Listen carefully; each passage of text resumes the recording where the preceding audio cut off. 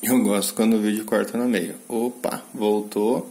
E outra coisa importante de se analisar é o seguinte.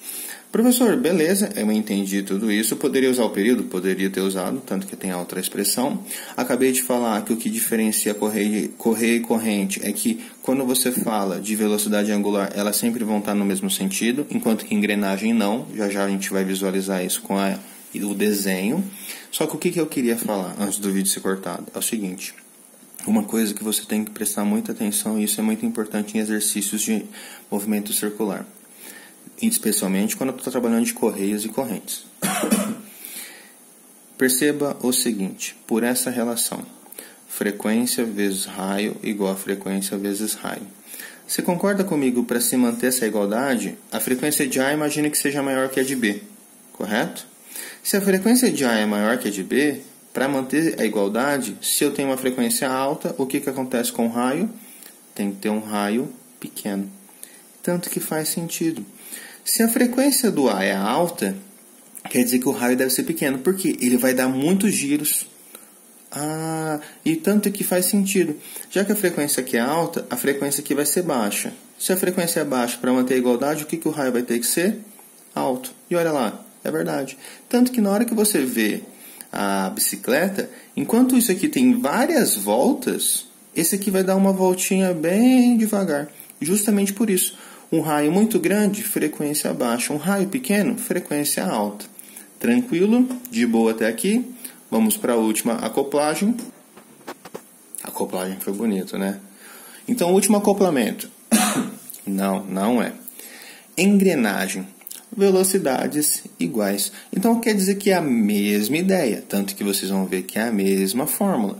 O que vai diferenciar de engrenagem, de correias e correntes? O que diferencia é a velocidade igual, ok, mas olha a velocidade angular. Se você tem que o A gira nesse sentido, que a gente chama de anti-horário, o B ele vai girar no sentido que? Horário. Se você fizesse o contrário, pegasse o A e girasse ele no sentido horário, o meu B giraria o quê? No anti-horário. Essa é a única diferença. As relações de frequência e raio continuam sendo as mesmas, ok? Como o raio dessa é maior, quanto maior é o raio, menor é a frequência. Faz sentido. A rotação dele é bem mais lenta. Enquanto que o do B, quanto menor é o raio, maior é a frequência. A rotação dele é muito maior. Tranquilo? E uma última coisa para a gente lembrar, período é o tempo gasto em uma volta completa e a frequência é o número de voltas em um tempo determinado. Tranquilo? De boa. Então, de conteúdo é isso, galera. Não esqueça de arrumar o errinho que tem na apostila e bora fazer exercícios. E aí, pessoal, beleza? Voltei. Vamos falar do exercício 1 da página 500. Ele diz assim: considere o movimento de rotação de dois objetos presos na superfície da Terra, sendo um deles no Equador e outro em uma latitude norte, acima do Equador. Considerando somente a rotação da Terra, para que a velocidade tangencial do objeto que está a norte seja a metade da velocidade do que está no Equador, sua latitude deve ser... Então, nesse exercício, o que a gente pode imaginar? Vamos desenhar o globo, sem muita perfeição, né? E eu sei o seguinte, imagina aqui é a linha do Equador, onde está um ponto, vou chamar de A, tudo bem? E aqui é um ponto que está a norte do A, então vou chamar de B, tudo bem? Quais foram as informações dadas pelo exercício? Eu quero saber qual é a sua latitude em relação ao A, beleza? E ele diz que o objeto que está no norte tenha a metade da velocidade que está no Equador. Quer dizer que, tanto que ele fala a velocidade tangencial, quer dizer que é a velocidade escalar, tranquilo? Então quer dizer que, o que tenho de informação? Que a velocidade de B vale a metade da velocidade de A. De boa até aqui? Pô, professor, aparentemente sim. Tá, até aqui é o que a gente tem, fechou? Segunda coisa, professor, como que eu vou envolver ângulo nisso daqui? Ó, uma coisa que a gente tem que perceber é o seguinte, é o movimento de rotação da Terra. Então, que tipo de movimento o A está fazendo? Ó, esse movimento aqui, ó. Tudo bem? E o B está fazendo que movimento? Esse daqui, ó, em volta da Terra, correto? Então, ó, esse aqui é o de A. E esse aqui, ó, é o de B. Tranquilo? Vocês conseguem visualizar que isso aqui é um movimento circular sobre eixos? O eixo da Terra? Então, se eu fosse analisar isso do ponto de cima, ó, o meu B faria esse tipo de movimento, enquanto que o meu A faz esse tipo de movimento. Correto? Faz sentido? Pô, é verdade, não tinha pensado nisso. Que bom. E lembre, o que acontece quando você tem o mesmo eixo? Tudo bem que não ficou muito no centro, mas quando você tem no mesmo eixo, qual era a propriedade? A velocidade angular é a mesma. Então, beleza. A velocidade angular de A é igual à velocidade angular de B. Professor, a velocidade angular, eu lembro que é escalar sobre raio. Ótimo. Então, a velocidade angular de... a velocidade escalar de A sobre o raio de A é igual à velocidade de B sobre o raio de B. Aí vocês vão falar, tá legal, ok, já vi aonde eu vou usar o V de B aqui na minha história. Só que aqui até agora não apareceu um bendito raio, professor. Ou melhor, um bendito ângulo. Sabe onde está o segredo? Justamente nisso daqui, ó.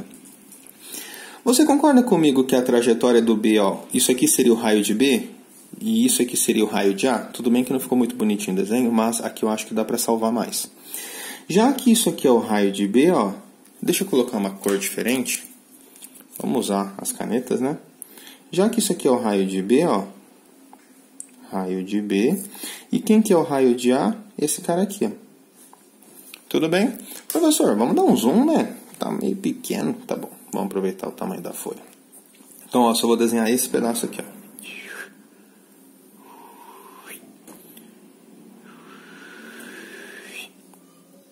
Tem até a sonoplastia. E tem até o barulhinho do WhatsApp. Olha que legal. Então, ó, vocês concordam que aqui está o ponto A, aqui está o ponto B? Ok? Desenhei aqui de forma mais aberta, ó. E aqui é o raio de A. Professor, você está com régua, né? Vamos usar a régua, né? Coisa bonita.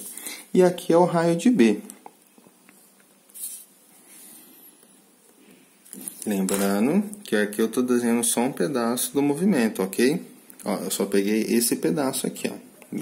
Metade dessa calota, ok? Beleza, professor? Eu entendi o que você estava falando. Só que agora é justamente a pergunta. Qual é o ângulo que o B está do A? Então, vocês concordam comigo que, basicamente, o que eu desejo calcular é esse cara? Ah, faz sentido, que é justamente a inclinação que o V está em relação a A no norte. Ah, da hora. E agora? Poxa, se eu jogar isso aqui para baixo, olha o que vai dar. Jogo isso aqui para baixo. Joguei, professor. Consegue visualizar essa figura aqui? Um triângulo retângulo? Vamos separar de novo do desenho, senão vai ficar muito poluído. Então, ó, eu estou com isso daqui. Pam, pam. Pam. Teta. Professor, quanto vale isso? Ixi, não sei. É verdade, eu não sei. Eu não sei quanto vale isso. Mas quanto vale isso? Ah, isso eu sei. R de B, é o raio do B. Ah, não sei isso. Mas olha que da hora. Quanto vale isso? Isso é exatamente quem? O raio. E o raio de quem? Do A. Esse cara e esse cara são iguais. Puxa, é verdade. Não tinha visto. Esse cara também é um raio. Tá vendo? Ó, é o raio da esfera, ó. Ah, que da hora. Mas o que isso vai me ajudar? Se eu tô com um triângulo retângulo aqui, o ângulo tá aqui, cateto adjacente, hipotenusa. Quem que envolve cateto adjacente e hipotenusa? KH, KH, KH, cocô. Ah, beleza. Cosseno de θ é o cateto adjacente sobre a hipotenusa. E olha que top! Quer dizer que o R de B passa o R de A para lá multiplicando. É R de A vezes cosseno θ. Nossa, firmeza. Achei o raio de B em relação ao raio de A envolvendo o ângulo. Putz, agora eu acho que vai. Vamos voltar aqui, ó. Então, nisso daqui, vamos substituir os valores que nós temos. Velocidade de A eu não sei. O raio de A eu não sei. Velocidade de B, A é a velocidade de A sobre 2. Raio de B, A é o raio de A vezes cosseno de θ. Tranquilo? De boa? Olha que top. Se você coloca 1 aqui embaixo, vai ficar meios extremos. Então, você chega que a velocidade de A sobre raio de A é igual, ó, VA vezes 1 é a própria velocidade de A, 2 vezes raio de A cosseno de θ. Já que eu tenho frações iguais, com numeradores iguais, obrigatoriamente os denominadores devem ser iguais. Então, nessa conclusão, eu posso achar isso daqui, ó, só para não ficar muito louco. Então, eu chego na conclusão que o R de A é igual a 2 vezes R de A vezes cosseno de θ. Minha intenção é achar o ângulo, então passo isso dividindo. Então, vai ficar R de A sobre 2 vezes R de A é igual a cosseno de θ. Raios são diferentes de zero, né? Então, eu vou ter que o cosseno de θ vale quanto? 1 sobre 2. E que ângulo o cosseno vale meio? 60. Tudo bem essa explicação? Fez sentido? Então, qual é a latitude desse indivíduo em relação a quem está na linha do Equador? 60 graus. Alternativa A. Vamos para o 2? Povo, ó, exercício 2. O 2 diz assim: 2 atletas correm em uma pista circular de raio 50 metros com velocidades escalares constantes iguais a 10,8 km por hora e 9 km por hora. Eles iniciaram suas corridas no mesmo instante em posições diretamente opostas. Diametralmente opostas.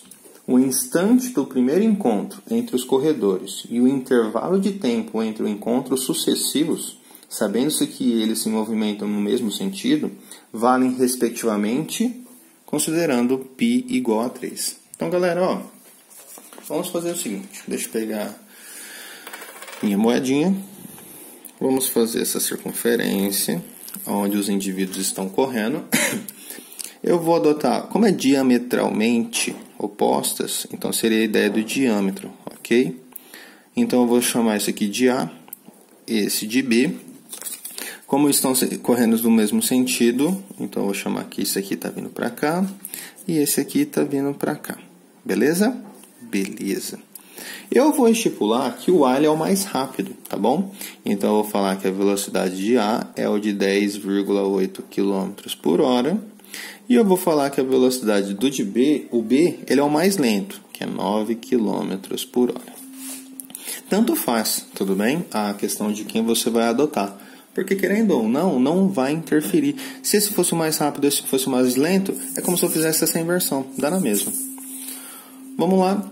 Primeira coisa, está em km por hora e as minhas alternativas é em segundos. Então, vamos fazer as conversões.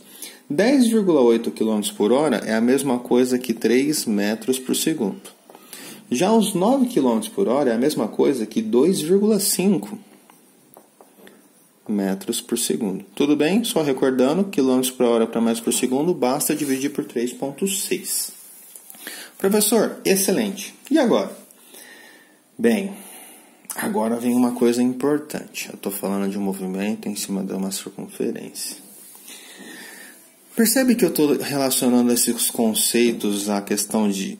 Por exemplo, ó, o B em relação a... Você concorda comigo que ele está... Se eu adotar aqui ó, como eixo principal, ele está meia volta na frente? Ah, então é como se eu estivesse falando da questão do deslocamento angular dele, que é o φ. Pô, e isso me lembra muito a fórmula do sorvete, por exemplo. Porque já que as velocidades não vão variar, é a constante, né? E tem a questão de encontro... Mas para usar a fórmula do sorvete, ó, eu estou pensando aqui, tá? Para usar a fórmula do sorvete, eu tenho que usar a velocidade angular, não a escalar. Putz, então vou ter que achar isso primeiro. Então vamos lá, ó. Velocidade angular, lembra? É a escalar sobre o raio. Ele disse o raio? Disse 50 metros. Então, ó, vou estipular um centro aqui, 50 metros. Tranquilo? Professor, então quer dizer que a velocidade angular de A é 3 dividido por quanto? 50. Professor, compensa dividir? Deixa assim. Velocidade angular, 3/50 radianos por segundo. Já a velocidade angular de B é a velocidade de B sobre o raio. Então aqui eu já vou pôr direto. Que também não dá para... dá para simplificar sim. Nesse caso, então... vamos deixar assim. Vai ficar a velocidade angular. É 2,5 sobre 50. Se eu simplifico por 5 e 5 ali, vai ficar um valor de quanto? Ou melhor até, dá 5.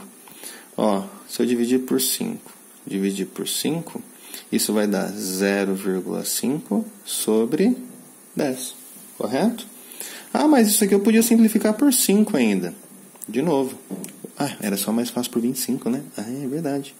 0,1 sobre 2. Ó, só para tirar essa vírgula aqui de baixo, eu posso pôr 1 sobre 20. Tranquilo?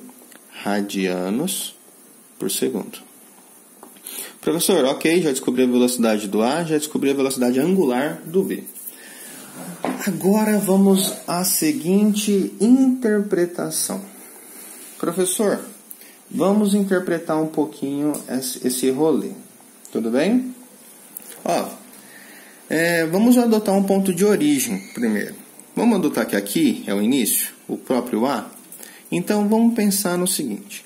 A fórmula do espaço era φ igual a φo mais velocidade angular vezes o tempo. Ok? Vamos calcular a velocidade, o espaço do A? Então, ó, o espaço do A seria quanto? O φ de A mais a velocidade angular de A. Vocês é besta, hein? Vezes o tempo. Vai ficar quanto isso? O φ de A, o o inicial, é 0. Então, vai ficar 0 mais a velocidade angular de A, que é quanto? 3 sobre 50 vezes o tempo. Então, o φ de A, ainda bem que é só o φ de A, é igual a 3 sobre 50 vezes o tempo. Tranquilo? Agora vamos calcular o do B. Então, ó, φ de B é igual a φo de B mais a velocidade angular de B vezes o tempo. O φ de B é igual, quanto vale o φo de B? O espaço inicial do B, ele está a meia volta na frente. E o que é meia volta na frente? Π, já que eu estou falando em comprimento, né? 2π seria uma volta, somente π. Então, é π mais velocidade angular dele, 1 sobre 20 vezes o tempo. Então, só deixa eu melhorar isso aqui, senão vai aparecer um mais. Então, qual é o espaço final de B? É π mais t sobre 20. Ou 1 sobre 20 avos t. Tudo bem? Tranquilo até aqui? Tranquilo, professor? Ótimo. Agora vem a parte complicada. Isso aqui são as posições finais. Vocês concordam comigo que o A é mais rápido que o B. Então, em algum momento, o A vai chegar no B. E quer dizer que o espaço final entre eles é o mesmo. Então, para eu achar o primeiro encontro, bastava igualar eles. Correto. Eu igualo os espaços finais e encontraria o tempo. Tudo bem? Só que o que acontece? No enunciado, ele não pede somente o primeiro encontro. Ele pede os próximos encontros. Depois do primeiro, quanto tempo leva para ter o segundo encontro? Então vamos já pegar um negócio bem pesado. Eu vou pensar nessa parte dos próximos encontros. Ó, vamos lá, vamos ilustrar isso. Imagina que eu estou com a velocidade de A, pum, chegaram juntos aqui. Imagina que chegaram os dois aqui ao mesmo tempo. Vocês concordam que o próximo encontro, ó, o A já vai sair na frente, correto? O próximo encontro ocorreu, imaginem que é aqui. Vocês concordam comigo que o A está uma volta na frente? Sim, professor, eu concordo que o A está uma volta na frente. Então, se o A está uma volta na frente, vocês concordam comigo que a diferença entre eles equivale sempre a uma volta? Como assim, professor? Não entendi. Seria mais ou menos o seguinte, que o espaço final de A menos o espaço final de B sempre vai ser equivalente a 2π. Por quê? Para que ocorra um encontro, alguém está uma volta na frente, porque eles não têm a mesma velocidade. Faz sentido? Só que essa quantidade de voltas, ela pode ser... O primeiro encontro, por exemplo, não tem nenhuma volta na frente, quer dizer que eles ficaram iguais. Depois eu tenho uma volta, 2, 3. Então quer dizer que esse cara ele tem que ser multiplicado por quem? Por K. Aonde K é a quantidade de voltas na frente. Tudo bem? Tá, eu acho que sim. Mas vamos lá. Ele falou o seguinte, ó, adota o π valendo 3. Então vamos fazer esses cálculos, ó. O φ de A, 3/50 de t, menos, quem é o φ de B, ó? π mais t sobre 20. Só que lembra que ele falou? O π vale 3, tá? Mais t sobre 20, igual a 2, 3k. Tranquilo? Olha o que dá para melhorar aqui, ó. Passa esse 3 para cá, só para ver o que vai dar.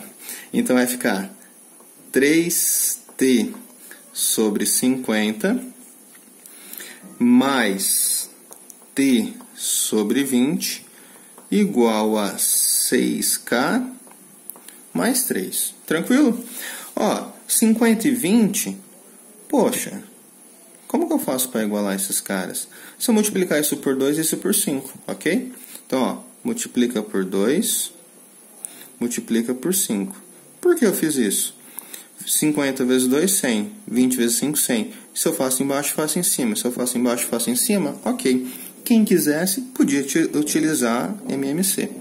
Então, ó, eu vou ter 6t sobre 100 mais 5t sobre 100 é igual a 6k mais 3.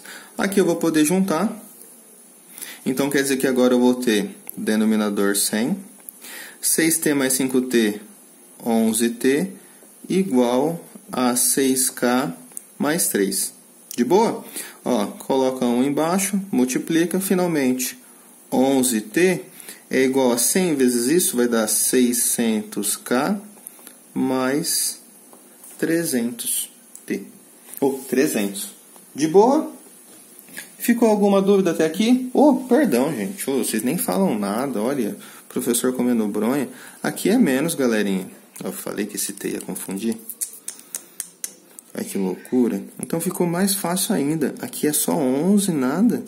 Isso aqui é 1. Ô, professor, então aqui é só T.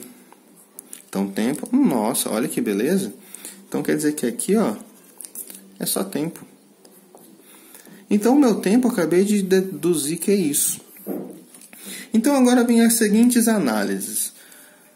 Professor, eu quero o primeiro encontro. Quer dizer que um dos corpos já tem uma volta na frente do outro? Não, porque o de trás é o mais rápido. Então, ele vai chegar no da frente. Então, ele não está uma volta na frente ainda. Então, quer dizer que o primeiro encontro ele ocorre quando o quê?